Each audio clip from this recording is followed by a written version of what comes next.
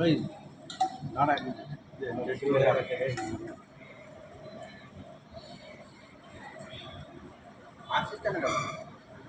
মানে কেউ না এটা করতে বলে বাড়াতে বললো হাঁড়িটাই নিয়ে তুই আয় আমাকে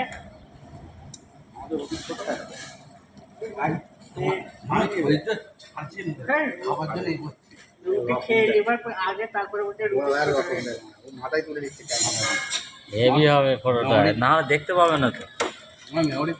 আর তুমি করো আমরা খাই। হ্যাঁ খাও, তোমাকে ভাতটাকে একদম আবার ফের অর্ডার দিয়ে ভালো হয়েছে। কাপাক কাপ করে মুখ লেগে যাচ্ছে। এই যে